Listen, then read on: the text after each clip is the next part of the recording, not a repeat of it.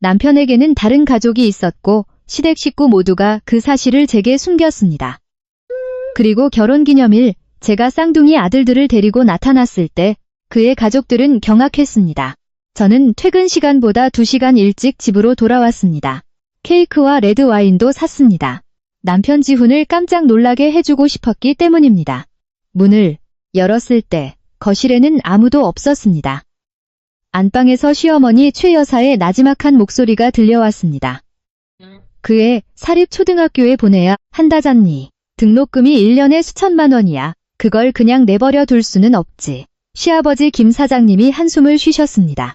민서한테는 어떻게 설명할 거요? 알게 되면 어쩌려고. 알면 어쩔 건데요? 이혼이라도 하겠어요? 최 여사의 목소리에는 여느 때와 같은 비아냥이 섞여 있었습니다. 쌍둥이들이 벌써 6살이에요.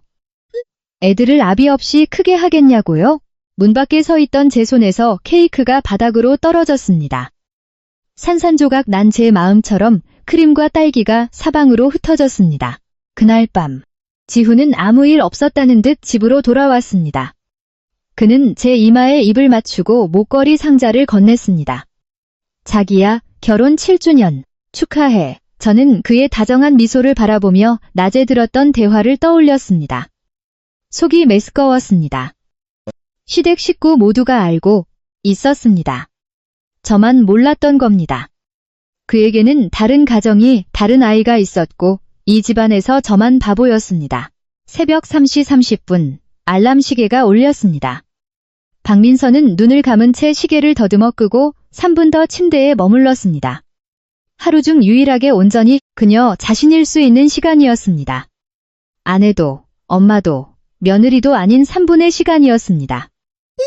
3시 33분, 그녀는 일어나 조용히 몸단장을 시작했습니다. 거울 속 여자는 35살이었습니다.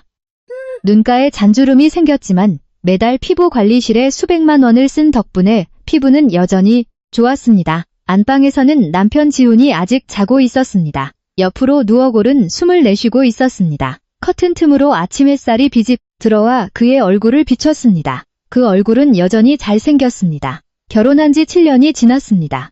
헤어라인이 약간 뒤로 물러났지만 일주일에 3번 헬스장에 다니며 몸매를 잘 유지하고 있었습니다. 민서는 잠시 그를 바라보다가 아이들 방으로 갔습니다. 쌍둥이 아들 준우와 서준이는 아직 깊은 잠에 빠져 있었습니다. 긴 속눈썹이 달린 6살짜리 얼굴은 서로 꼭 닮았습니다. 민서의 마음이 부드러워졌습니다. 그녀는 몸을 숙여 아이들의 이마에 입을 맞췄습니다. 엄마, 준우가 잠결에 말했습니다. 더 자렴, 아직 일러. 민서가 속삭였습니다. 부엌에서는 시어머니 최 여사가 아침 식사를 준비하고 있었습니다. 프라이팬에서 볶음밥이 지글거리고 계란 프라이 냄새가 고소하게 퍼졌습니다. 어머니, 좋은 아침이에요. 민서가 소매를 거두며 말했습니다. 제가 할게요. 됐다. 애들이나 깨워. 오늘 유치원에서 행사가 있다는데 늦겠다. 최 여사는 돌아보지도 않고 말했습니다. 평소와 같은 말투였지만 민서는 약간의 짜증을 느꼈습니다. 시어머니는 늘 이런 식이었습니다. 정중하지만 거리가 느껴졌습니다. 항상 벽이 있었습니다. 7년 동안 다툰 적은 없었지만 그렇다고 가까워진 적도 없었습니다. 오전 7시, 온 가족이 식탁에 둘러앉았습니다. 지훈은 휴대폰으로 뉴스를 보고 있었고 시아버지 김 사장님은 신문을 읽고 있었습니다. 쌍둥이들은 유치원 그림 그리기 대회에 대해 신나게 이야기하고 있었습니다. 아빠, 대회에 와서 우리 그림 그리는 거 볼 수 있어요? 준우가 물었습니다. 지훈이 고개를 들고 미안한 듯 웃었습니다. 미안, 아들들. 아빠가 오늘 중요한 회의가 있어서 다음에는 꼭 갈게. 약속. 아빠는 맨날 다음이래. 서준이가 입을 삐죽이며 말했습니다. 이번엔 진짜야. 지훈이 아들의 머리를 헝클이며 말했습니다. 오늘 저녁에 아빠가 빕스 데려갈게. 좋지? 네, 두 아이는 금세 환해졌습니다. 민서는 그 모습을 지켜보며 마음속에 다시 이상한 감정이 피어오르는 것을 느꼈습니다. 지훈은 좋은 아빠였습니다. 적어도 다른 사람들 눈에는 그랬습니다. 하지만 최근 6개월 동안 그의 부재는 더욱 잦아졌습니다. 학부모 상담, 가족의 날, 주말 나들이, 항상 이유가 있었습니다. 자기, 안색이 안 좋아 보여. 지훈이 갑자기 말했습니다. 잠을 좀 못 자서 그런가 봐. 민서가 밥을 삼키며 말했습니다. 너무 무리하지. 마, 사무실 일은 다른 사람들한테 좀 맡기고. 자기는 이제 팀장이잖아. 모든 걸 다 할 필요 없어. 지훈이 그녀의 접시에 계란 프라이를 올려주며 말했습니다. 그녀도 알고 있었습니다. 민서는 다국적 기업의 중간 관리자였고 연봉도 괜찮았습니다. 그녀가 임신했을 때 시어머니는 사직하라고 권했습니다. 김씨 집안이 그녀를 충분히 먹여 살릴 수 있다고 말했습니다. 그녀는 동의하지 않았습니다. 꿋꿋이 일을 계속했습니다. 그 일로 시어머니와의 관계는 계속 서먹했습니다. 아이들을 데려다주고 민서는 회사로 차를 몰았습니다. 신호 대기에 걸려 멈춰섰을 때 그녀는 조수석에서 긴 머리카락 한 올을 발견했습니다. 녹색으로 염색된 약간 곱슬거리는 머리카락이었습니다. 그녀의 것이 아니었습니다. 그녀는 머리카락을 집어들고 한참을 쳐다보았습니다. 지훈은 여자 동료를 조수석에 태우지 않는다고 했습니다. 예전에 그가 직접 한 말이었습니다. 이건 누구의 것일까? 휴대폰이 울렸습니다. 지훈이었습니다. 자기야, 나 오늘 좀 늦을 것 같아. 클라이언트랑 저녁 약속이 있어. 알았어요. 술 너무 많이 마시지 말고요. 알았어. 사랑해. 전화를 끊고 민서는 머리카락을 티슈에 싸서 가방에 넣었습니다. 그냥 차를 얻어 탄 동료일 수도 있다고 그녀는 스스로에게 말했습니다. 괜한 생각하지 말자. 하지만 한번 심어진 의심의 씨앗은 싹을 틔우고 뿌리를 내리는 법입니다. 오후 회의가 끝난 후 민서는 갑자기 지훈의 사무실에 가보고 싶다는 생각이 들었습니다. 그녀는 그곳에 거의 가본 적이 없었습니다. 지훈도 그녀가 오는 것을 좋아하지 않았습니다. 보기에 좋지 않다고 했습니다. 안내 데스크 직원은 그녀를 알아봤습니다. 사모님, 김 부장님 찾으세요? 오후에 외근 나가셨는데요. 어디 가셨어요? 클라이언트 미팅이 있다고 하신 것 같아요. 안내 직원은 시선을 피했습니다. 민서는 고개를 끄덕였습니다. 고마워요. 그녀는 자리를 떴습니다. 엘리베이터에서 지훈의 비서인 민준 씨와 마주쳤습니다. 사모님, 민준 씨는 깜짝 놀랐습니다. 그냥 지나가는 길에 들렀어요. 민서가 미소 지었습니다. 요즘 많이 바쁜가 봐요. 네, 좀 바쁘십니다. 프로젝트가 많아서요. 민준 씨는 그녀와 눈을 마주치지 못했습니다. 너무나 명백했습니다.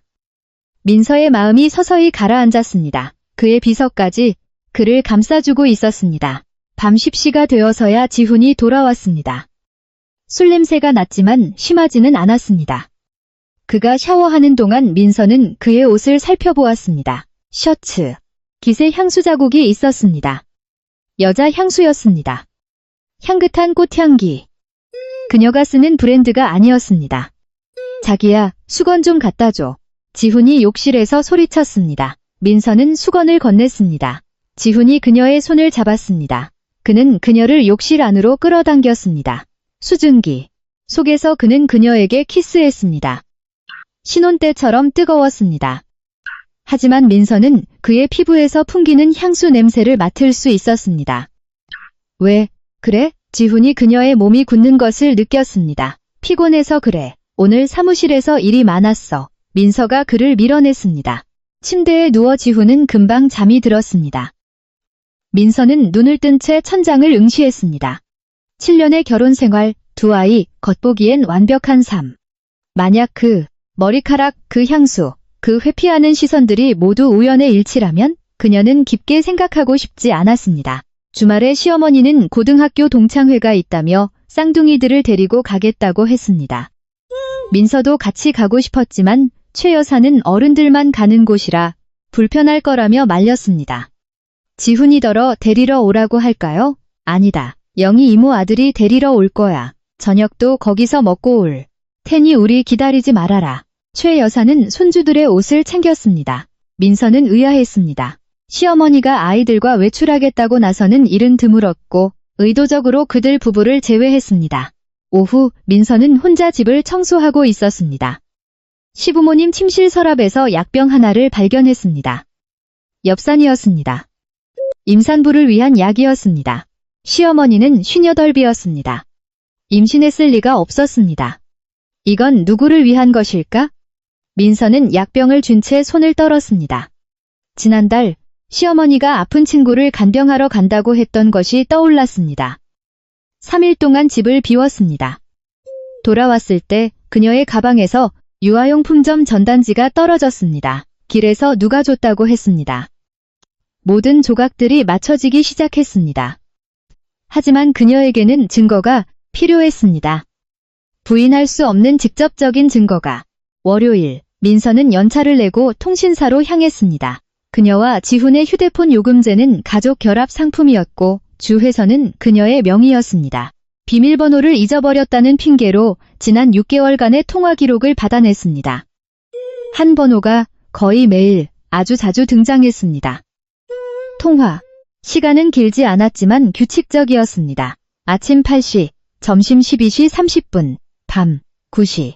민서는 그 번호를 적어 소셜미디어에서 검색했습니다. 프로필. 사진은 뒷모습을 보이고 있는 여자였습니다. 이름은 이유진. 프로필은 비공개였지만 커버 사진은 손을 맞잡은 클로즈업 사진이었습니다. 남자의 손목에는 지훈의 것과 똑같은 시계가 채워져 있었습니다. 한정판 시계였습니다. 작년 지훈의 생일에 그녀가 선물한 것이었습니다.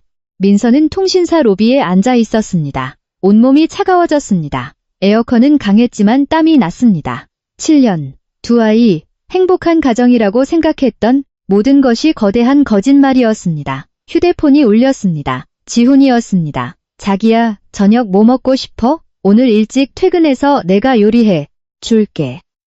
그의 목소리는 여전히 다정했습니다. 민서는 입을 열었습니다. 하지만 아무 말도 나오지 않았습니다. 그 여자가 누구인지, 그 아이는 누구인지, 얼마나 오래되었는지, 온 가족이 알고 있었는지 묻고 싶었습니다. 하지만 결국 그녀가 한 말은 아무거나 였습니다. 무슨 일 있어? 목소리가 이상한데. 그냥 감기 기운이 좀 있어서. 민서가 말했습니다. 알았어, 끊을게. 나 바빠. 그녀에게는 시간이 필요했습니다. 계획을 세워야 했습니다. 다음에 무엇을 해야 할지 생각해야 했습니다. 집으로 운전해 돌아오는 동안 민서는 하염없이 울었습니다. 소리 없는 눈물이었습니다. 눈물 때문에 시야가 흐려졌습니다.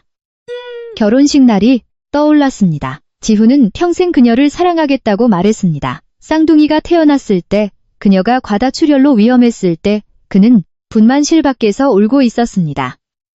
매년 결혼기념일마다 그가 준비했던 서프라이즈들이 생각났습니다. 그 모든 것이 가짜였을까? 다정한 말들, 약속들, 함께 보낸 낮과 밤들. 아니면 어쩌면 그는 둘 다 사랑했고 두 개의 가정을 원했던 걸까? 민서는 눈물을 닦았습니다. 아니, 이건 안 될 일입니다. 그녀는 모든 진실을 알아야 했습니다. 그러고 나서 결정을 내릴 것입니다. 그 후 며칠 동안 민서는 모든 것이 정상인 것처럼 행동했습니다. 일하고 아이들을 돌보고 집안일을 했습니다. 하지만 그녀는 집안의 대화에 귀를 기울이기 시작했고 모든 표정을 관찰했습니다. 시어머니는 전화를 받을 때 자리를 피했고 시아버지는 죄책감이 섞인 눈으로 그녀를 쳐다봤습니다. 지훈의 휴대폰은 항상 화면이 아래로 향하게 놓여 있었습니다. 금요일 밤 가족들이 TV를 보고 있을 때 지훈의 휴대폰이 울렸습니다. 그는 흘끗 보더니 전화를 받지 않았습니다. 누구예요? 민서가 무심하게 물었습니다. 광고 전화. 짜증나네. 지훈이 말했습니다. 끈질긴 광고 전화네. 끊었는데도 계속 오네. 그러게. 지훈이 일어섰습니다. 나 샤워하러 갈게. 그는 휴대폰을 소파에 두고 갔습니다. 민서는 마치 폭탄을 보는 것처럼 그 검은 기계를 쳐다보았습니다. 그녀는 비밀번호를 알고 있었습니다. 지훈의 모든 비밀번호는 쌍둥이의 생일이었습니다. 언제든 열어서 이유진이 무엇을 보냈는지 확인할 수 있었습니다. 하지만 그녀는 그러지 않았습니다. 두려워서가 아니라 아직 그것을 마주할 준비가 되지 않았기 때문입니다. 토요일, 민서는 회사에 야근이 있다고 말했습니다. 그녀는 일찍 집을 나섰습니다. 그리고 강남의 한 아파트 단지로 차를 몰았습니다. 그 번호에 등록된 주소였습니다. 단지는 아름답고 조경이 잘 되어 있었습니다. 민서는 길가에 차를 세우고 기다렸습니다. 무엇을 기다리는지 그녀 자신도 몰랐습니다. 어쩌면 그림자 혹은 증거. 오전 10시쯤 그녀는 지훈의 차가 단지 안으로 들어가는 것을 보았습니다. 경비원은 그를 바로 통과시켰습니다. 조수석에는 한 여자가 앉아 있었습니다. 녹색으로 염색한 곱슬머리, 옆모습만으로도 아름다운 얼굴이었습니다. 민서는 핸들을 꽉 잡았습니다. 손톱이 손바닥을 파고들었습니다. 아팠습니다. 하지만 마음만큼 아프지는 않았습니다. 그녀는 그의 차가 건물들 사이로 사라지는 것을 지켜보았습니다. 그리고 자신의 차에 시동을 걸고 떠났습니다. 울음도, 소리침도 없었습니다. 이상할 정도로 차분했습니다. 마주할 시간이었습니다. 하지만 지금은 아니었습니다. 결혼 7주년 기념일 하루 전, 민서는 법률사무소를 찾았습니다. 그녀는 이혼, 재산 분할, 자녀 양육권에 대해 상담했습니다. 그녀의 이야기를 들은 변호사는 먼저 증거를 수집하라고 조언했습니다. 남편의 행동은 명백한 유책 사유입니다. 재산 분할과 양육권 소송에서 당신에게 매우 유리합니다. 아이들 양육권은 제가 갖고 싶어요. 민서가 말했습니다. 쌍둥이의 경우 보통 한 명씩 나누는 경우가 많습니다. 하지만 상대방의 유책 증거가 명백하고 당신의 경제적 능력이 충분하다면 둘 다 데려오는 것을 주장해 볼 수 있습니다. 증거는 확보할 수 있어요. 법률사무소에서 나온 민서는 은행으로 갔습니다. 그녀는 자신의 개인 예금 전부를 3계좌로 이체했습니다. 수년간 일하며 모은 돈이었습니다. 공동, 명의 계좌의 돈은 건드리지 않았습니다. 지금 그걸 건드리면 지훈이 의심할 것이기 때문입니다. 저녁에는 친정집에 갔습니다. 그녀는 사실을 말하지 않았습니다. 그냥 부모님이 보고 싶었다고만 했습니다. 어머니는 맛있는 저녁을 차려주셨고 아버지는 아끼는 술을 꺼내셨습니다. 지훈이는 어디 갔니? 왜 혼자 왔어? 어머니가 물었습니다. 야근이래요. 민서가 아버지의 술잔을 채우며 말했습니다. 아빠, 엄마. 혹시 말이에요. 혹시 제가 이혼하게 되면 저 지지해 주실 거죠? 부모님은 말을 멈췄습니다. 얘야, 무슨 소리니? 어머니가 그녀의 손을 어루만졌습니다. 너희들 잘 지내잖아. 왜 이혼을 해? 그냥 물어보는 거예요. 아버지가 그녀를 뚫어지게 쳐다봤습니다. 민서야, 지훈이가 너 힘들게 하니? 아니에요. 민서는 고개를 숙이고 밥을 먹었습니다. 요즘 그냥 피곤해서 그래요. 별 생각이 다 드네요. 그날 밤 그녀는 친정집에서 잠을 잤습니다. 그녀가 자라온 침대에 누워 천장을 바라보았습니다. 마침내 눈물이 터져 나왔습니다. 어렸을 때 아버지가 했던 말이 떠올랐습니다. 딸아, 결혼할 사람을 찾을 땐 너에게 잘해주는 사람을 골라라. 그녀는 지훈을 만났습니다. 그가 그녀에게 잘해준다고 생각했습니다. 이제 와서 보니 그는 여러 사람에게 잘해주는 사람이었습니다. 다음 날, 결혼기념일이었습니다. 민서는 휴가를 냈습니다. 그녀는 케이크와 레드 와인을 샀습니다. 왜 이런 것들을 샀는지 그녀 자신도 몰랐습니다. 아마도 그들의 결혼 생활에 품위 있는 마침표를 찍어주고 싶었기 때문일 겁니다. 그리고 일찍 집에 돌아와 그 대화를 들었습니다. 시어머니의 목소리, 시아버지의 한숨, 또 다른 아이의 존재, 수천만 원의 등록금, 모든 의심과 모든 혐의가 확인되었습니다. 케이크가 바닥에 떨어지는 순간 민서는 자신의 심장도 무너져 내리는 것을 느꼈습니다. 하지만 그녀는 안으로 들어가 그들을 대면하지 않았습니다. 울거나 소란을 피우지도 않았습니다. 그저 조용히 문 밖에 서서 안에서 오가는 대화를 들었습니다. 민서는 내가 알아서 할게. 지훈의 목소리 들렸습니다. 그도 집에 있었던 겁니다. 걘 모를 거야. 종이로 불을 감출 수는 없는 법이다. 시아버지가 말했습니다. 감출 수 있을 때까지 감춰야지. 지훈이 한숨을 쉬었습니다. 유진이한테는 어쩔 수가 없어요. 내 아이인데 책임져야죠. 민서는 몸을 돌려 천천히 자리를 떴습니다. 건물 밖으로 나오자 햇살이 눈부셨습니다. 그녀는 햇볕 아래 서 있었지만 온몸이 차가웠습니다. 거였구나. 다른 가정, 다른 여자, 다른 아이, 시댁 식구 모두가 알고 있었습니다. 시어머니, 시아버지. 아마 시누이도 알고 있을 겁니다. 그녀만 바보처럼 아무것도 몰랐습니다. 저녁에 지훈이 돌아왔습니다. 목걸이를 건네고 달콤한 말을 속삭였습니다. 민서는 그를 바라보며 갑자기 혐오감을 느꼈습니다. 이 사람, 이 얼굴, 이 손. 그녀를 안았고 다른 여자도 안았습니다.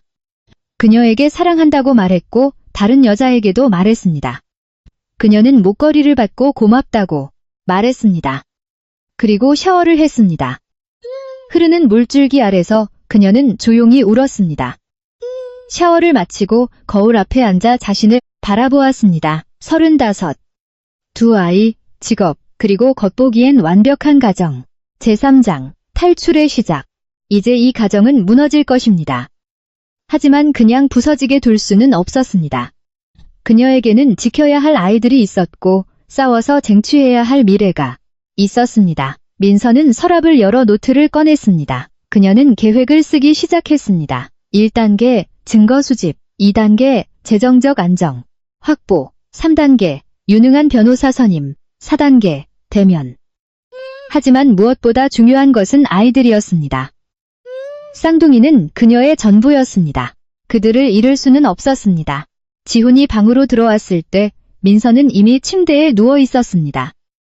자기, 벌써 자? 그가 속삭이며 물었습니다. 아니요. 지훈이 침대로 들어와 그녀를 뒤에서 안았습니다. 민서의 몸이 굳었지만 그녀는 그를 밀어내지 않았습니다. 사무실에 새 프로젝트가 생겼어. 당분간 좀 바빠질 것 같아. 지훈이 말했습니다. 주말에도 야근해야 할지 몰라. 미안해. 우리 기념일도 제대로 못 챙기고.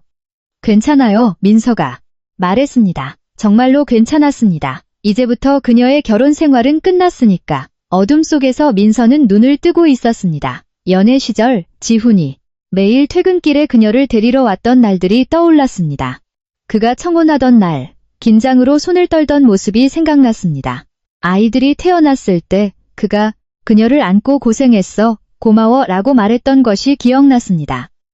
그 아름다운 기억들은 이제 칼날이 되어 하나씩 그녀의 심장을 베고 있었습니다. 하지만 그녀는 무너질 수 없었습니다. 아이들을 위해 그녀는 강해져야 했습니다. 다음 날 민서는 연차 휴가를 신청했습니다. 아이들을 데리고 여행을 가고 싶다고 말했습니다. 지훈은 의심하지 않았습니다. 심지어 신용카드까지 건넸습니다. 애들이랑 재밌게 놀다 와. 부족하면 말하고. 민서는 카드를 받으며 속으로 쓴웃음을 지었습니다.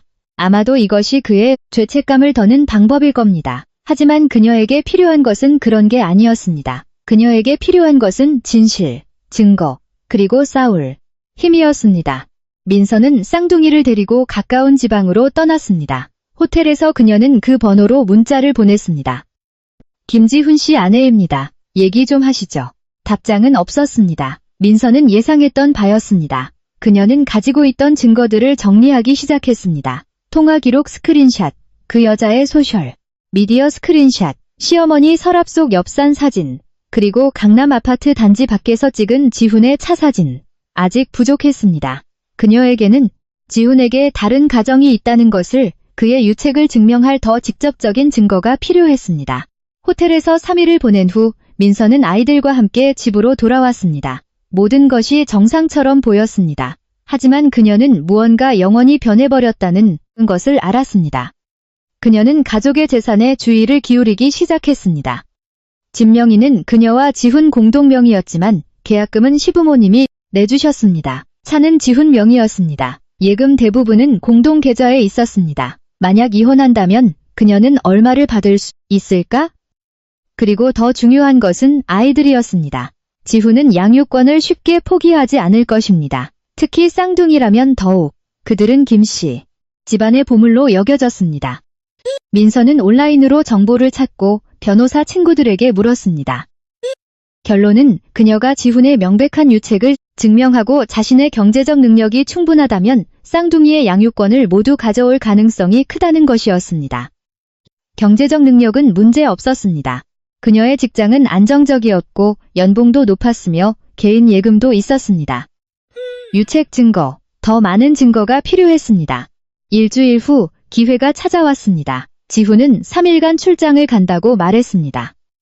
민서는 그의 항공편 정보를 확인했습니다. 실제로 비행기 표가 예약되어 있었지만 그녀는 그래도 공항까지 차를 몰고 갔습니다. 주차장에서 기다렸습니다. 지훈의 차가 도착했습니다. 조수석에는 그 여자가 앉아 있었습니다. 이번에는 그녀의 얼굴을 똑똑히 볼 수 있었습니다. 젊고 아마도 28살쯤 아름답고 청순한 모습이었습니다. 민서는 거리를 유지하며 그들을 따라 안으로 들어갔습니다. 지훈과 그 여자는 신체 접촉은 없었지만 나란히 걸으며 다정한 부부처럼 속삭였습니다. 체크인할 때 여자가 신분증을 내밀었습니다. 민서는 멀리서 휴대폰으로 그 장면을 찍었습니다. 사진을 확대하자 이유진이라는 이름이 보였습니다. 그녀가 맞았습니다. 민서는 더 이상 따라가지 않았습니다.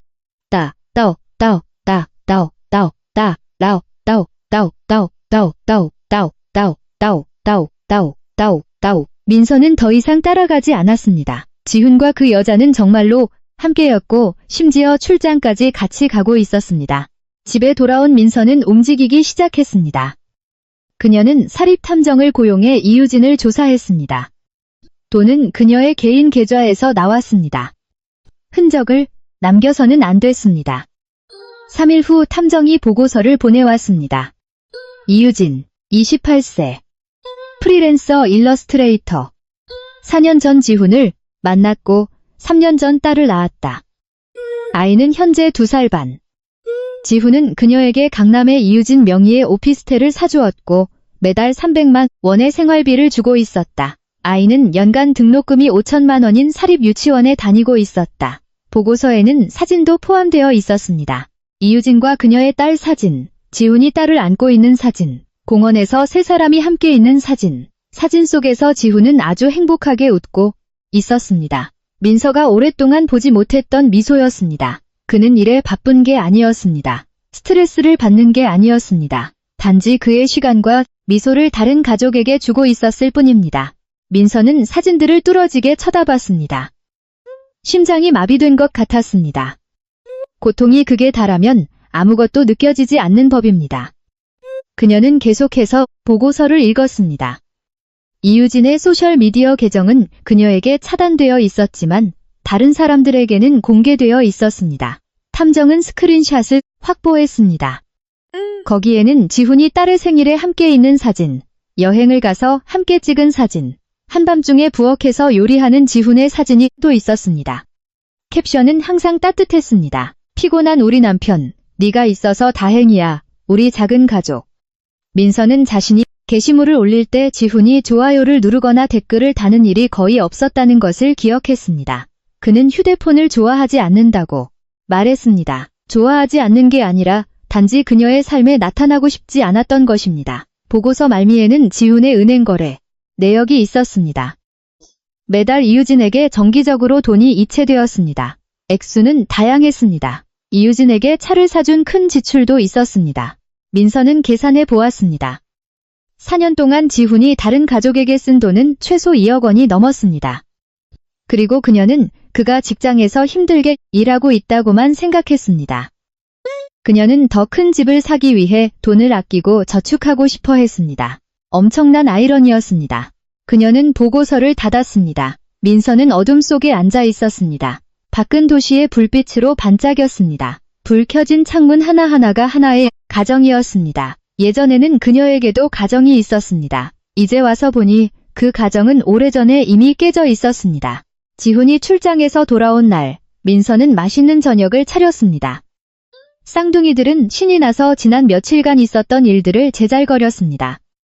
지훈은 아이들을 위한 선물과 민서를 위한 새 옷을 가져왔습니다. 고마워요. 민서는 옷을 받아 옆에 두었습니다. 마음에 안 들어? 지훈이 물었습니다. 마음에 들어요. 민서가 말했습니다. 밥 먹어요. 식탁에서 지훈은 출장이 얼마나 성공적이었는지 이야기했습니다. 큰 계약을 따냈다고 했습니다. 민서는 그저 듣고만 있었습니다. 그 축하 자리에 이유진도 함께 있었을까 생각하며 저녁 아이들이 잠든 후 민서는 서재에서 서류를 정리하고 있었습니다. 지훈이 들어왔습니다. 자기야, 지난 며칠 동안 힘들었지. 그가 뒤에서 그녀를 안았습니다. 민서의 몸이 굳었습니다. 괜찮아요. 무슨 일 있어? 지훈이 그녀의 변화를 느꼈습니다. 아니요. 민서가 그를 밀어냈습니다. 그냥 피곤해서. 지훈이 그녀를 쳐다봤습니다. 그의 눈에는 복잡한 감정이 서려 있었습니다. 한순간 민서는 그가 고백할 것이라고 생각했습니다. 하지만 결국 그는 푹 쉬어 라고만 말했습니다. 민서는 그가 고백하지 않을 것을 알았습니다. 그는 2개의 가정, 2명의 여자, 2쌍의 아이들을 원했습니다. 그는 이 상황을 즐기고 있었습니다. 그가 왜 이 상황을 깨뜨리겠습니까? 그렇다면 그녀가 깨뜨릴 것입니다. 그날부터 저는 몰래 탈출을 준비하기 시작했습니다. 쌍둥이의 여권, 출생증명서, 제 은행 거래 내역서, 그리고 모든 증거사본을 은행의 안전, 금고에 보관했습니다. 저는 회사에 사표를 냈습니다. 남은 연차와 병가를 써서 시간을 벌었습니다. 아무도 이상한 낌새를 눈치채지 못했습니다. 지훈의 다른 아이가 병원에 입원했습니다. 그는 3일 동안 집에 들어오지 않았습니다. 시어머니가 말실수를 했습니다. 아이고, 그 애 딱 해서 어쩌나. 원래 몸이 약하다더니. 시아버지가 눈치를 줬지만 이미 늦었습니다. 저는 미소를 지으며 쌍둥이의 짐을 쌌습니다. 엄마가 너희 제주도 데려가 줄게. 좋지? 아이들은 기뻐서 소리쳤습니다. 저는 7년 동안 살았던 이 집을 마지막으로 돌아보았습니다. 아이들을 데리고 저는 뒤도 돌아보지 않고 떠났습니다. 휴대폰을 껐습니다. 모든 연락 수단을 끊었습니다. 3시간 후 지훈은 시어머니의 휴대폰으로 전화했습니다.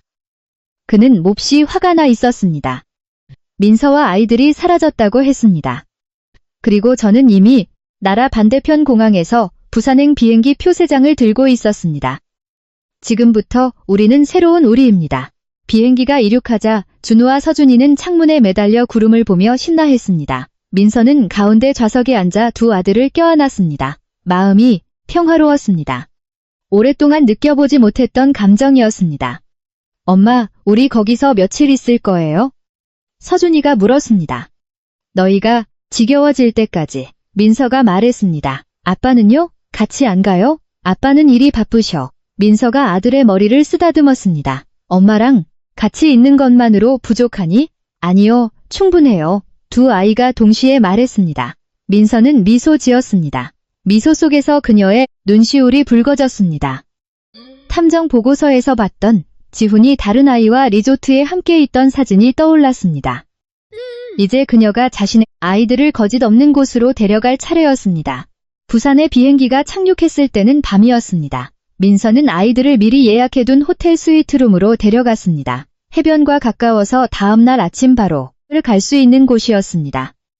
아이들을 씻기고 재운 후 민서는 새로 산 휴대폰을 켜고 새 유심칩을 끼웠습니다. 낡은 휴대폰은 전원을 끈 채 공항 쓰레기통에 버렸습니다. 새 휴대폰에는 연락처가 단 하나뿐이었습니다. 그녀의 변호사, 박 변호사였습니다. 박 변호사님 도착했습니다.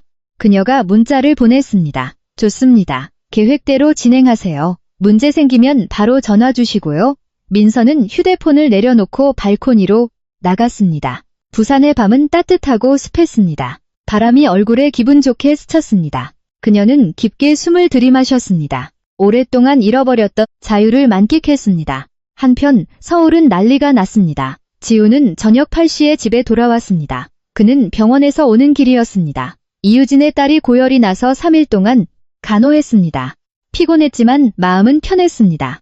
그는 2 가정을 모두 돌보고 있었습니다. 문을 열자 집이 어두컴컴했습니다. 민서야, 아들들, 그가 소리쳤습니다. 아무도 대답하지 않았습니다. 그는 불을 켰습니다. 거실은 지나치게 깨끗했습니다. 식탁 위에 종이 한 장이 놓여 있었습니다. 민서의 필체였습니다. 지훈 씨, 당분간 아이들은 제가 데리고 있겠습니다. 찾지 마세요. 그게 전부였습니다. 어디로 가는지, 언제 돌아오는지 아무런 언급이 없었습니다. 지훈은 불안해졌습니다. 민서의 휴대폰으로 전화했습니다. 꺼져 있었습니다. 장모님께 전화했습니다. 그들도 모른다고 했습니다. 민서의 친구들에게 전화했습니다. 연락이 없었다고 했습니다. 불길한 예감이 들었습니다. 그는 방으로 달려가 옷장을 열었습니다. 민서가 자주 입던 옷들이 사라졌습니다. 쌍둥이의 여행 가방 2개가 없어졌습니다. 그는 서재로 갔습니다. 민서의 중요 서류들이 사라졌습니다. 그들의 혼인관계 증명서는 그대로 있었지만 민서의 여권이 없었습니다. 지훈은 자리에 주저앉았습니다. 머릿속이 하얘졌습니다. 민서가 알게 된 것입니다. 언제부터 알았을까? 얼마나 많이 알고 있을까? 휴대폰이 울렸습니다. 그의 어머니 최 여사였습니다. 지훈아, 너 민서랑 애들이랑 같이 있니?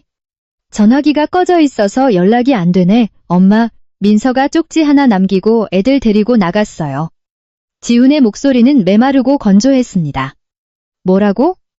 최 여사가 소리쳤습니다. 어디를 갔는데? 언제 돌아온대? 왜 안 말렸어? 제가 어떻게 말려요? 나갈 줄도 몰랐는데. 혹시 그것 때문에 그런 거니?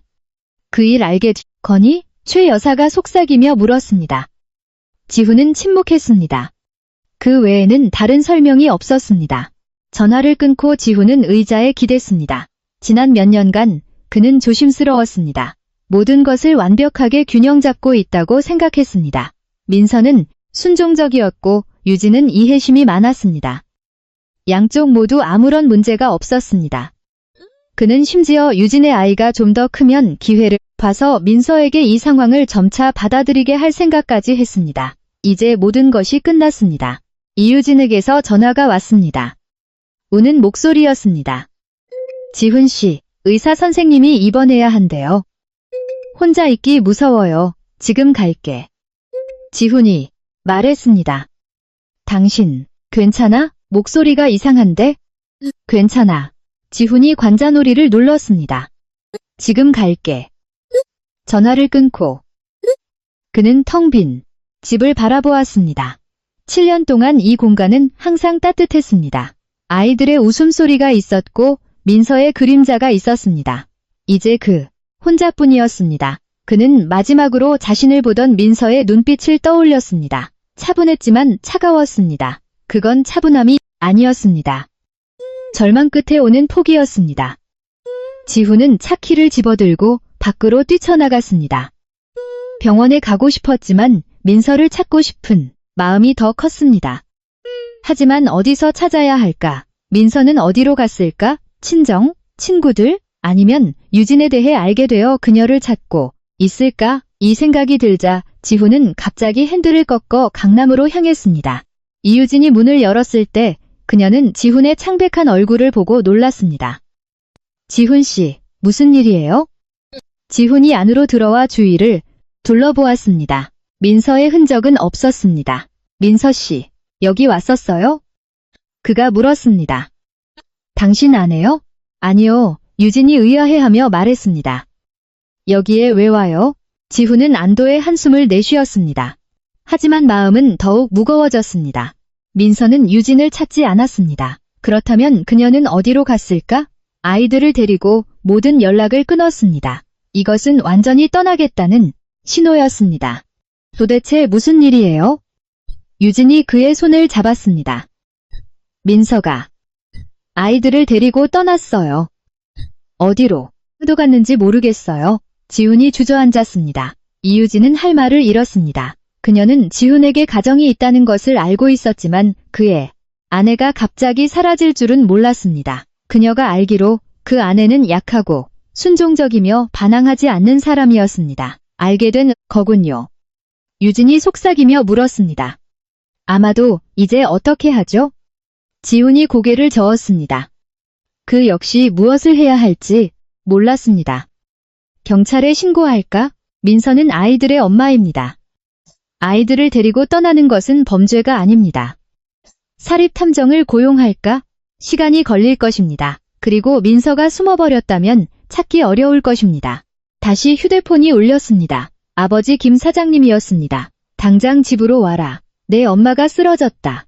지훈이 집에 도착했을 때 최 여사는 침대에 누워 있었습니다. 얼굴이 창백했습니다. 김 사장님은 굳은 얼굴로 곁에 앉아 있었습니다. 무슨 일이에요?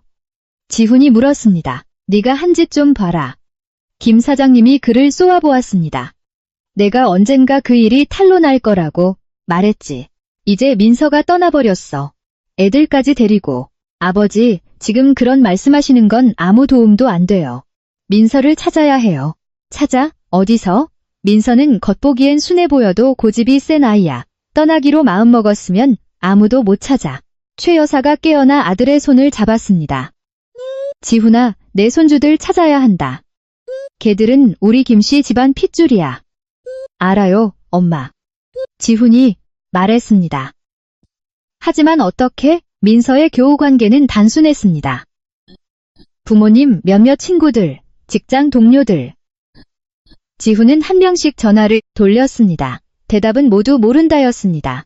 민서의 부모님은 정말로 아무것도 몰랐습니다. 민서는 단지 아이들과 휴가를 간다고만 말했습니다. 어디로, 언제 돌아오는지 말하지 않았습니다. 김서방, 자네 민서한테 무슨 짓 했나? 장인어른이 전화기 너머로 물었습니다. 목소리가 엄했습니다. 아닙니다, 아버님. 아니긴 왜 아니야. 왜 애가 우리한테 말도 없이 애들 데리고 갑자기 사라지냐고. 장모님이 전화를 빼앗아 들었습니다. 한대가 말하는데 우리 민서한테 무슨 일 생기면 자네 용서 못해. 지훈은 전화를 끊었습니다. 머리가 아팠습니다. 민서의 부모님도 친구들도 직장 동료들도 모두 몰랐습니다. 회사에서는 휴가 중이라고 했습니다. 모든 단서가 끊겼습니다. 밤이 깊었습니다. 지훈은 거실에 홀로 앉아 있었습니다. 지난 7년이 떠올랐습니다. 홀로 아내 민서는 좋은 아내였고 좋은 엄마였습니다. 그녀는 가정을 돌봤고 그의 경력을 지지했으며 단 한 번도 불평한 적이 없었습니다. 그리고 그는 그녀에게 무엇을 주었는가? 거짓말, 배신, 또 다른 가정. 이제 그녀는 아이들을 데리고 떠나버렸습니다. 이것은 그가 받아야 할 벌이었습니다. 하지만 그 아이들은 그의 아이들이었습니다. 그는 그들을 잃을 수 없었습니다. 준우와 서준. 그가 키운 쌍둥이 아들. 그의 자랑. 지훈은 휴대폰을 들고 사립탐정 친구에게 전화했습니다. 사람 좀 찾아줘. 급해. 누군데? 내 아내. 오늘 오후에 두 아들이랑 같이 사라졌어. 상대방은 잠시 침묵했습니다. 지훈아, 내 아내 실종된 지 아직 24시간도 안 지났어. 경찰에서는 아직 실종 사건으로 처리 안 할 거야. 그래서 너한테 전화한 거잖아. 지훈이 말했습니다. 돈은 문제 없어. 최대한 빨리 찾아줘. 알았어. 자세한 정보 보내줘. 전화를 끊고 지훈은 민서의 정보를 모으기 시작했습니다. 주민등록번호, 여권번호, 휴대폰번호, 차량번호. 이제야 그는 자신이 민서에 대해 아는 것이 거의 없다는 것을 깨달았습니다. 그녀의 친구가 누구인지, 어디 가고 싶어 하는지, 슬플 때 무엇을 하는지 몰랐습니다. 7년의 결혼 생활 동안 그는 그저 그녀가 해주는 것들을 받기만 했습니다. 하지만 그는 그녀를 진정으로 알지 못했습니다. 새벽 3시 탐정에게서 문자가 왔습니다. 내 아내 신용카드가 오늘 오후 공항에서 사용됐어. 대구행 항공권 3장 구매. 대구? 지훈의 정신이 번쩍 들었습니다. 민서가 아이들을 데리고 대구로 갔구나. 정확한 항공편 알 수 있어? 알아보는 중이야. 시간이 좀 걸려. 지훈은 기다릴 수 없었습니다. 그는 즉시 가장 빠른 대구행 비행기를 예약했습니다. 오전 6시 비행기였습니다. 짐을 싸면서 지훈은 망설였습니다. 이유진에게 말해야 할까? 그녀의 아이는 아직 병원에 있는데 결국 그는 문자를 남겼습니다. 며칠 출장 다녀올게. 필요한 거 있으면 전화해. 이유진은 답장하지 않았습니다. 오전 5시 지훈은 공항에 도착했습니다. 탑승하기 직전 탐정에게서 다시 문자가 왔습니다. 알아냈어. 네 아내가 산 표는 대구가 아니라 부산행이야. 부산. 대구와는 거리가 먼 도시였습니다. 민서는 왜 그곳으로 갔을까? 확실해? 응, 확실해. 예약 내역. 스크린샷 보낼게. 지훈은 스크린샷을 쳐다보았습니다. 민서의 여권 번호와 목적지는 분명히 부산이었습니다. 그는 즉시 항공편을 변경했지만 가장 빠른 부산행 비행기는 오후에나 있었습니다. 출발 라운지에 앉아있는 동안 지훈은 민서의 부모님께 전화했습니다. 민서가 부산으로 갔을 가능성이 있다고 말했습니다. 부산, 거기서 뭘 하려고? 장모님이 물었습니다. 저도 잘 모르겠습니다. 아버님, 어머님, 혹시 민서에게서 연락 오면 바로 저에게 알려주세요. 아이들이 아빠 없이 클 수는 없잖아요. 이제 와서 아이들에게 아빠가 필요하다는 걸 알았나. 장인어른이 차갑게 말했습니다. 그동안은 뭘 했고? 전화가 끊겼습니다. 지훈은 휴대폰을 쥔 채 마음이 차가워지는 것을 느꼈습니다. 예전에 민서의 부모님은 그를 아주 좋아하셨습니다. 이제 그들의 태도가 변했습니다. 그 말은 민서가 이미 그들에게 사실을 말했을 가능성이 있다는 뜻이었습니다. 오후 2시 비행기는 이륙했고 4시에 부산에 도착했습니다. 내리자마자 지훈은 휴대폰을 켰습니다. 탐정에게서 문자가 와 있었습니다. 내 아내, 부산에 있는 한 호텔에 체크인했어. 주소 보낼게. 지훈은 택시를 타고 곧장 호텔로 향했습니다. 가는 동안 그는 민서를 만났을 때의 장면을 상상했습니다. 사과하고 설명하고 용서를 빌 것입니다. 그는 그녀를 사랑한다고, 아이들을 사랑하며 그들을 잃을 수 없다고 말할 것입니다. 호텔에 도착한 지훈은 바로 프런트 데스크로 갔습니다. 박민서 씨를 찾고 있습니다. 쌍둥이 남자아이 둘과 함께 있을 겁니다. 여기에 체크인했을 텐데요. 직원이 확인했습니다. 죄송합니다, 손님. 하지만 그런 이름의 투숙객은 없습니다. 그럴 리가요? 방금 체크인했다고요. 손님 정말 없습니다. 지훈은 탐정이 보낸 호텔 주소를 보여주었습니다. 이 호텔 맞습니다. 다시 한번 잘 확인해 주세요. 직원이 다시 확인하고 고개를 저었습니다. 정말 없습니다, 손님. 그런 이름의 투숙객은 없습니다. 혹시 다른 이름을 사용했을 수도. 지훈은 말을 멈췄습니다. 민서가 다른 이름을 사용한다고? 어디서 다른 신분증을 구했을까? 탐정에게서 전화가 왔습니다. 지훈아, 내 아내가 그 호텔에 예약한 건 맞는데 체크인은 안 했어. 내 신용카드로 예약을 했더군. 아마 미끼였을 거야. 무슨 소리야? 네가 부산으로 오게 하려고 일부러 내 카드로 호텔을 예약했을 가능성이 커. 하지만 실제로는 다른 곳에 있는 거지. 분노에 찬 지훈은 휴대폰을 거의 던질 뻔했습니다. 민서가 그를 가지고 놀고 있었습니다. 그녀는 일부러 단서를 남겨 그가 부산까지 쫓아오게 만들었고 정작 자신은 다른 곳에 있었습니다. 지금 그녀는 어디에 있을까? 아직 찾는 중이야. 휴대폰은 꺼져 있고 신용카드도 더 이상 사용하지 않아. 추적이 어려워. 지훈은 호텔 로비에 서서 지나가는 사람들을 바라보았습니다. 갑자기 무력감이 느껴졌습니다. 민서는 계획이 있었습니다. 그녀는 오랫동안 이 일을 계획했습니다. 모든 단계가 계산되어 있었고 그는 바보처럼 그녀의 의도대로 따라다니고 있었습니다. 날이 어두워졌습니다.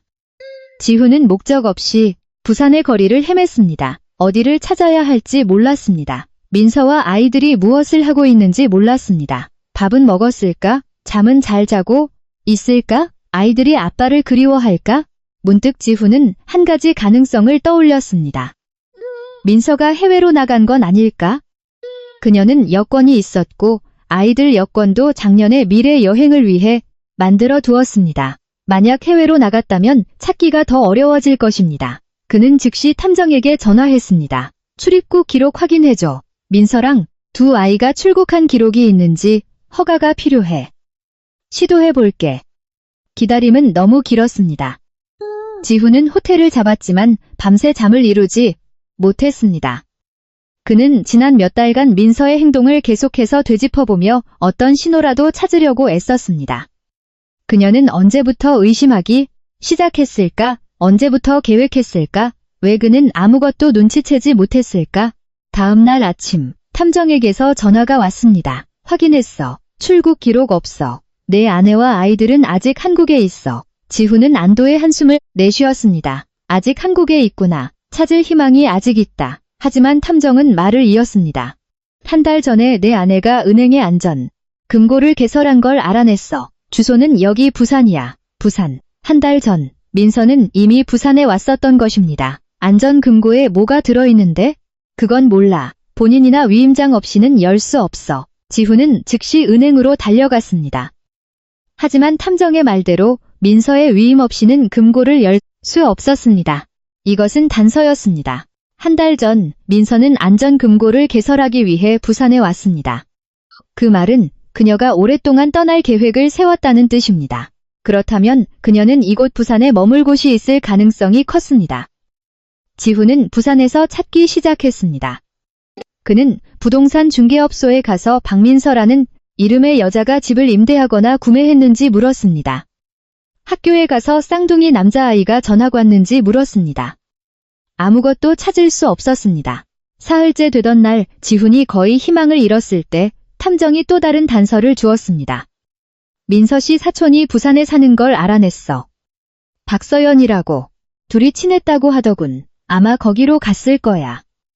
지훈은 민서에게 부산에 사촌이 있다는 것을 기억해냈지만 거의 만난 적이 없었습니다. 그들의 결혼식 때 만났지만 그 후로는 연락이 없었습니다.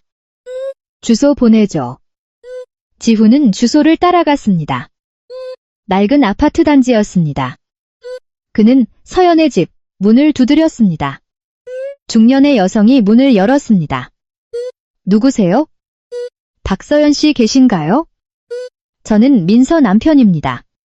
여자의 표정이 경계심으로 가득 찼습니다. 민서요? 모르는 사람인데요. 사촌이시잖아요. 어떻게 모르실 수가 있어요? 지훈이 절박하게 말했습니다. 서연 씨, 민서가 여기 왔을 가능성이 있다는 거 알아요. 어디 있는지 말해주세요. 제 아이들이 그녀와 함께 있어요. 모른다고 했잖아요. 서연이 문을 닫으려고 했습니다. 지훈이 문을 막았습니다. 서연 씨, 제발요. 아이들만이라도 보게 해주세요. 제가 아이들 아빠예요. 보고 싶어요. 보고 싶다고요? 서연이 쓴웃음을 지었습니다. 그렇게 보고 싶을 때 당신은 어디 있었는데요? 다른 여자 곁에 있었겠죠.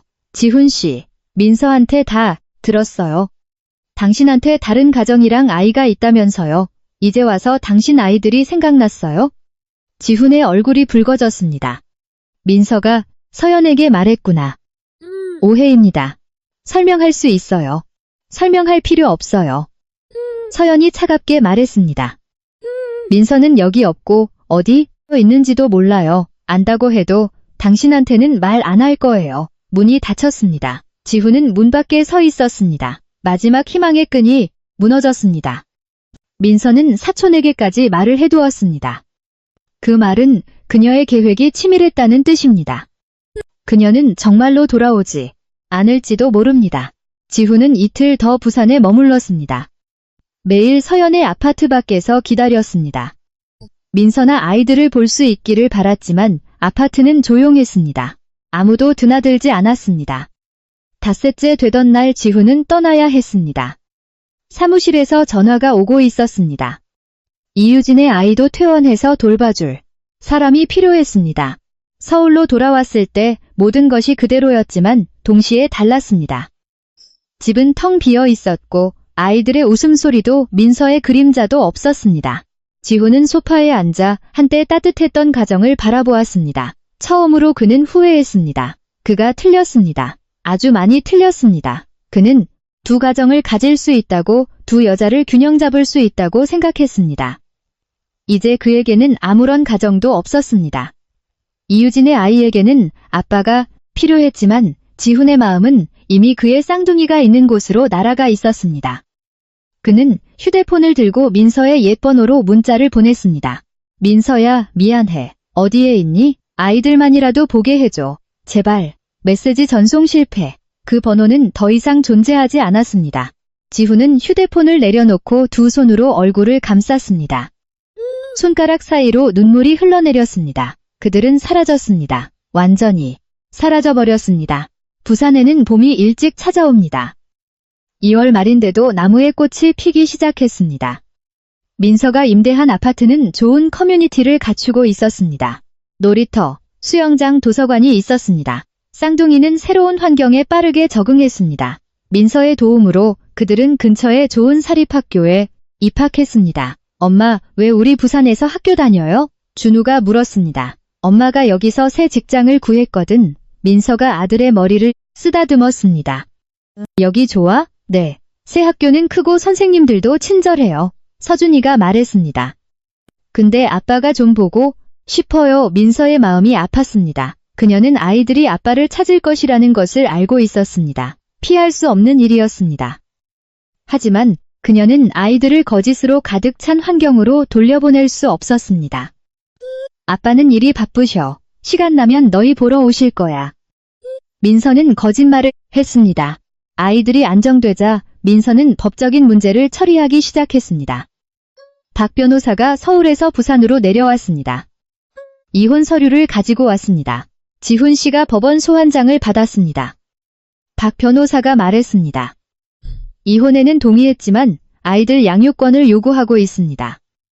말도 안 돼요. 민서가 단호하게 말했습니다. 알고 있습니다. 우리에게는 그의 유책을 증명할 충분한 증거가 있습니다. 그리고 당신의 경제적 능력은 두 아이를 양육하기에 충분합니다.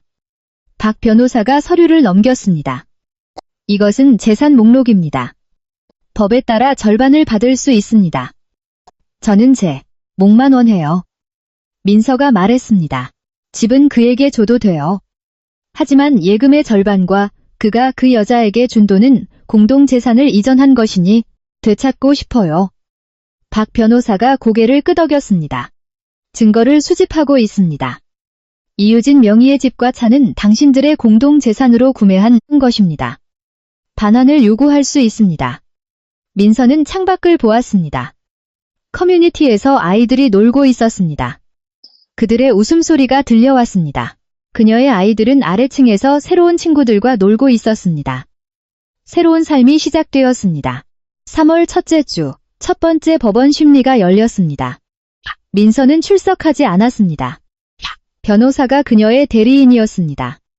지훈은 그의 변호사와 함께 도착했습니다. 심리는 뜨거웠습니다. 지훈의 변호사는 지훈에게는 잘못이 없으며 쌍둥이의 양육권을 요구한다고 주장했습니다. 박 변호사는 증거들을 제출했습니다. 통화기록, 은행 거래 내역, 이유진과 그녀의 아이 사진, 그리고 지훈과 이유진의 항공기록, 지훈의 얼굴이 창백해졌습니다. 그는 민서가 이렇게 많은 증거를 수집했을 것이라고는 예상하지 못했습니다. 그 증거들은 불법적으로 취득한 것입니다. 지훈의 변호사가 주장했습니다. 합법적으로 취득했으며 공증까지 받았습니다. 박 변호사가 차분하게 말했습니다. 그리고 김지훈 씨가 또 다른 사실혼 관계를 유지했다는 것을 증명할 증인도 있습니다. 증인. 지훈은 말을 잃었습니다. 문이 열리고 이유진이 들어왔습니다. 그녀는 지훈을 쳐다보았습니다. 그녀의 눈에는 복잡한 감정이 서려 있었습니다. 그리고 그녀는 증인석으로 걸어갔습니다. 당신이 지훈은 믿을 수 없었습니다. 미안해요, 지훈 씨. 이유진이 속삭였습니다. 그들이 나를 찾아왔어요. 증언하지 않으면 간통죄로 고소하겠다고 했어요. 난 감옥에 갈 수 없어요. 네, 아이에게는 내가 필요해요. 지훈은 의자에 주저앉았습니다. 그의 마지막 방어선이 무너졌습니다. 이유진은 증언했습니다. 그녀는 4년 동안 지훈과 함께 살았고 딸이 한 명 있으며 지훈이 매달 생활비를 지원하고 아이의 교육비를 지불했다고 인정했습니다. 그들은 부부처럼 살았고 이웃들은 그들이 법적으로 결혼한 사이라고 생각했다고 했습니다. 증거는 명백했고 사실은 분명했습니다. 판사는 심리를 연기하고 다른 날에 판결을 내리겠다고 했습니다. 지훈이 법원을 나왔을 때 기자들이 그를 둘러쌌습니다. 누가 소문을 퍼뜨렸는지 몰랐습니다. 지역 언론이 이중생활 이혼 소송에 대해 알게 된 것입니다. 김지훈 씨, 2개의 가정을 꾸렸다는 것이 사실입니까? 아내의 행동에 대해 어떻게 생각하십니까? 어느 쪽 아이를 위해 싸울 것입니까? 지훈은 기자들을 밀치고 서둘러 자리를 떴습니다. 처음으로 그는 명예가 실추된다는 것이 어떤 의미인지 느꼈습니다. 그가 집에 돌아왔을 때 부모님이 기다리고 있었습니다. 어떻게 됐니? 최 여사가 물었습니다. 이유진이 증언했어요. 지훈이 쓴웃음을 지었습니다. 우리가 졌어요. 그 배은망덕한 년. 최 여사가 욕을 했습니다. 먹여주고 재워줬더니 뒤통수를 쳐? 엄마, 그만하세요. 지훈이 피곤하게 말했습니다. 제가 잘못한 거예요. 처음부터 제가 틀렸어요. 김 사장님이 한숨을 쉬었습니다. 지훈아, 이제 와서 그런 말 해봤자 소용없다. 지금 중요한 건 우리 손주들을 어떻게 지키느냐야. 이제 못 데려와요. 지훈이 고개를 저었습니다. 민서의 증거는 충분하고 제 잘못은 명백해요. 판사가 저에게 2 아이를 주지 않을 거예요.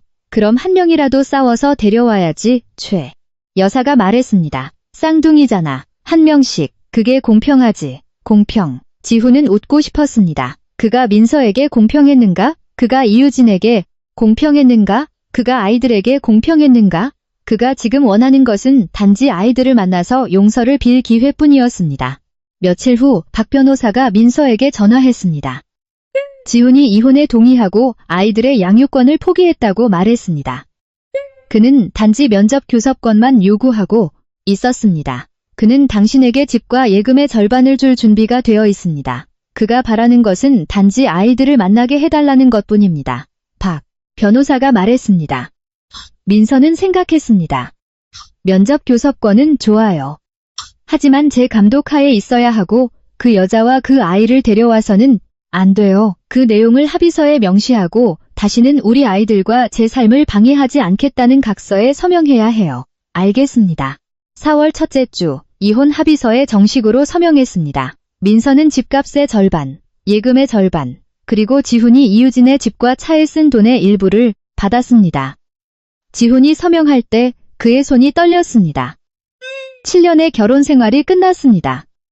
아이들을 볼 수 있을까요? 그가 박 변호사에게 물었습니다. 박민서 씨가 말하길 아이들이 새로운 환경에 적응하면 만남을 주선하겠다고 했습니다. 지훈은 고개를 끄덕였습니다. 그의 눈에는 눈물이 고여 있었습니다. 5월, 민서는 부산에 작은 아파트를 샀습니다. 크지는 않았지만 충분했습니다. 커뮤니티도 좋고 학교도 좋았습니다.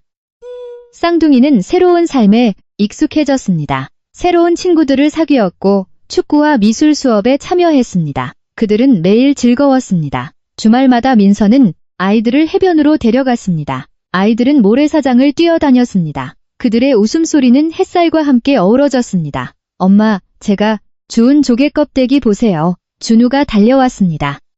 예쁘다. 민서가 조개 껍데기를 받았습니다. 엄마, 우리 언제 서울 가요? 서준이가 물었습니다. 서울이 그립니? 네. 할아버지, 할머니, 그리고 아빠도 보고 싶어요. 민서가 아들의 머리를 쓰다듬었습니다.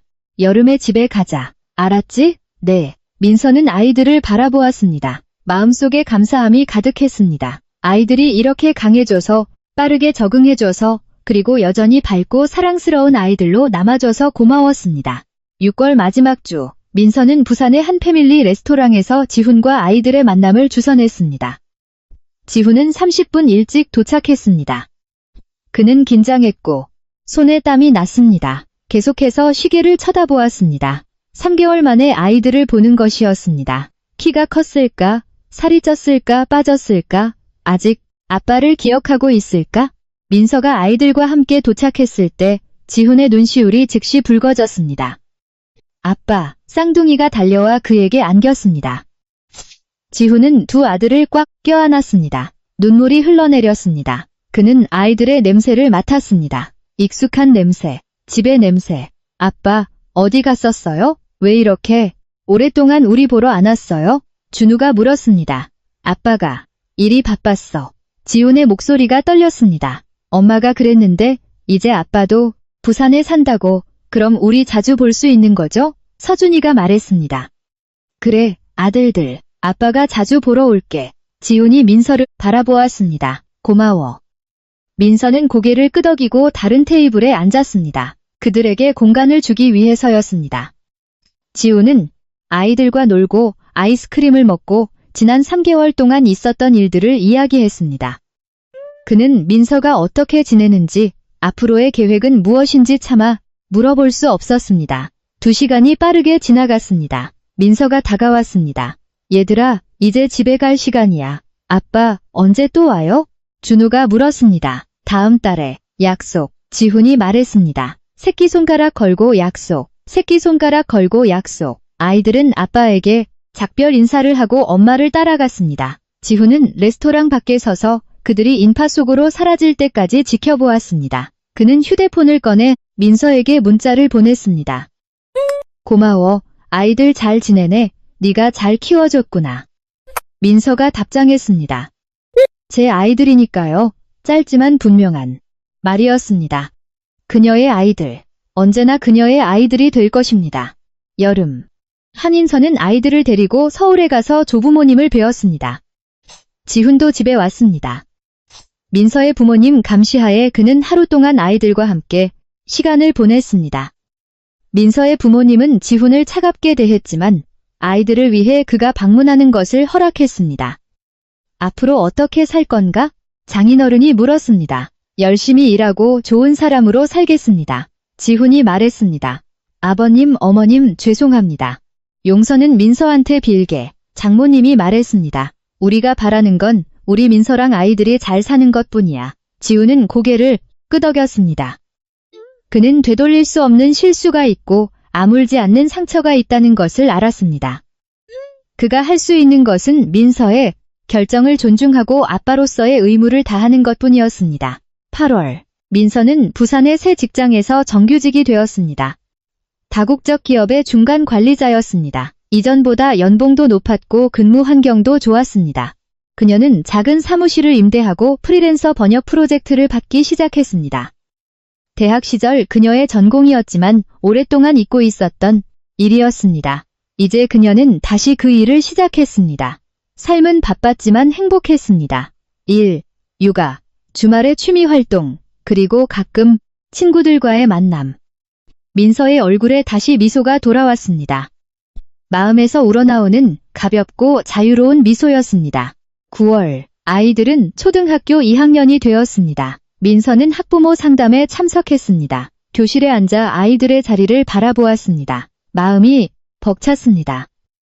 담임 선생님이 말했습니다. 어머님, 준우와 서준이가 아주 빨리 적응했어요. 친구들과도 잘 지내고 공부도 열심히 합니다. 감사합니다, 선생님. 그런데 선생님이 망설였습니다. 가끔 아빠를 보고 싶어 하는 것 같아요. 민서의 마음이 아팠습니다. 제가 잘 살피겠습니다. 집에 가는 길에 민서는 아이들에게 물었습니다. 아빠 보고 싶니? 준우가 고개를 끄덕였습니다.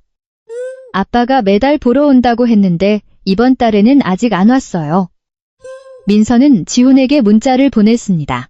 아이들이 당신을 찾아요. 이번 달에는 언제 올 거예요? 지훈이 바로 답장했습니다. 주말에 가도 될까? 네. 주말에 지훈이 왔습니다. 그는 아이들을 과학박물관과 놀이공원에 데려갔습니다. 하루 종일 놀았습니다. 저녁에 아이들을 데려다주면서 그는 민서에게 봉투를 건넸습니다. 이게 뭐예요? 양육비. 이번 달 거. 지훈이 말했습니다. 이제부터 매달 1일에 당신 계좌로 입금할게. 민서는 봉투를 받았습니다. 고마워요. 민서야. 지훈이 망설이며 말했습니다. 더 할 말 있어요?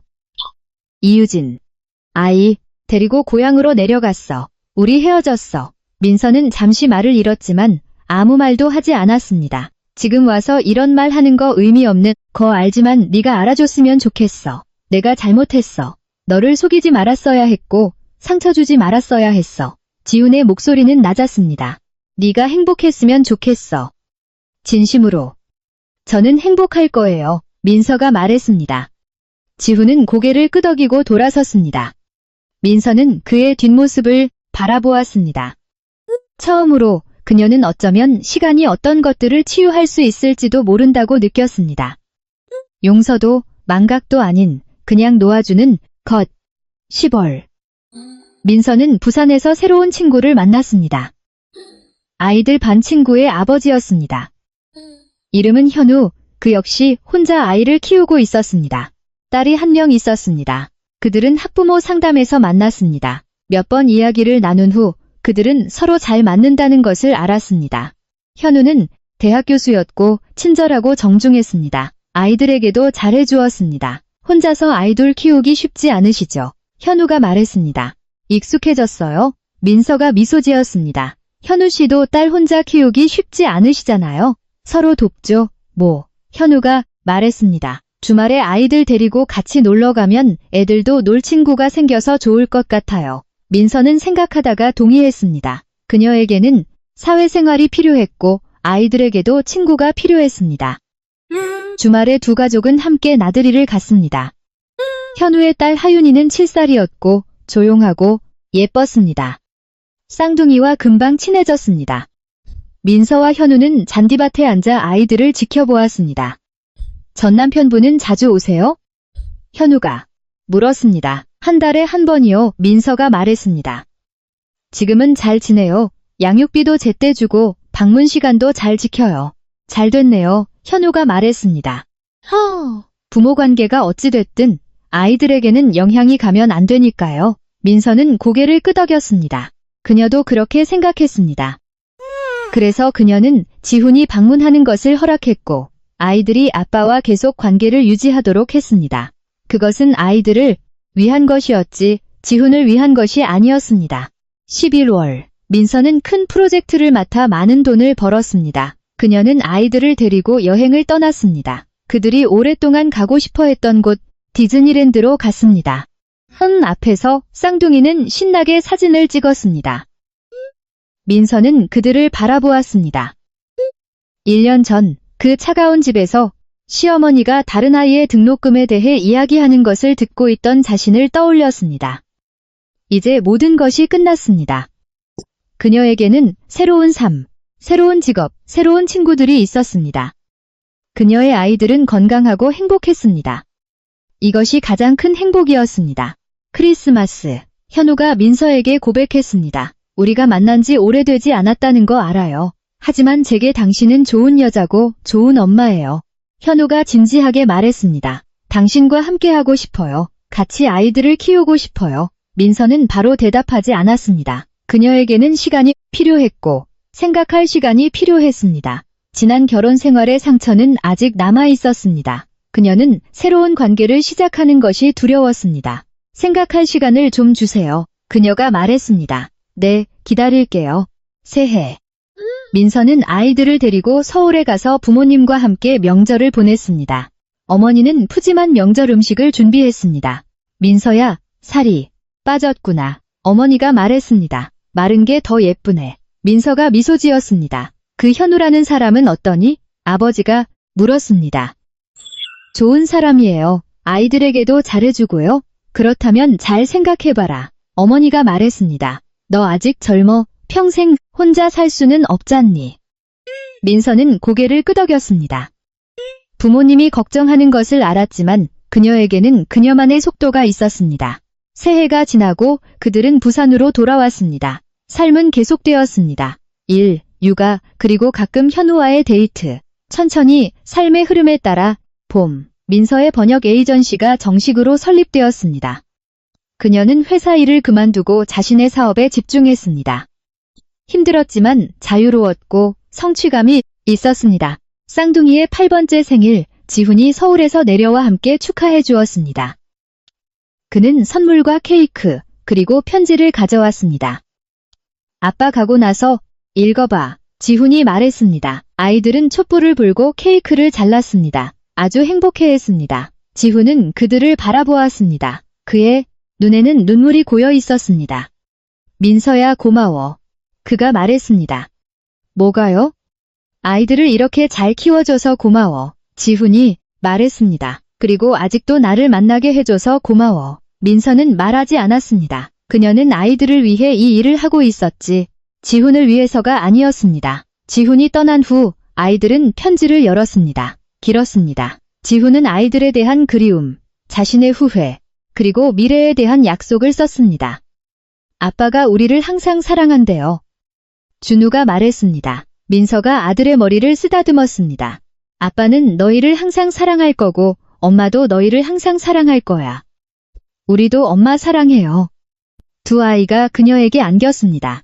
민서는 아이들을 껴안았습니다. 마음속에 감사함이 가득했습니다. 그녀를 더 강하게 만들어준 이 시련에 감사했습니다. 다시 시작할 힘을 준 아이들에게 감사했습니다. 여름, 민서는 현우의 청혼을 받아들였습니다.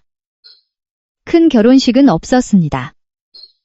두 가족과 함께하는 간단한 식사 자리뿐이었습니다. 아이들은 행복해했습니다. 이제 누나가 생겼다고 말했습니다. 결혼식 날, 민서는 소셜미디어에 게시물을 올렸습니다. 새로운 시작, 모든 것에 감사합니다. 사진은 그들 4명의 가족 사진이었습니다. 지훈이 좋아요를 눌렀습니다. 그리고 댓글을 달았습니다. 축하해.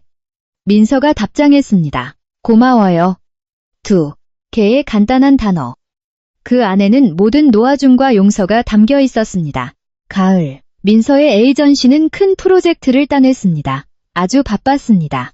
하지만 아무리 바빠도 그녀는 아이들과 남편을 위한 시간을 냈습니다. 삶은 바빴지만 행복했습니다. 매일이 희망으로 가득했습니다.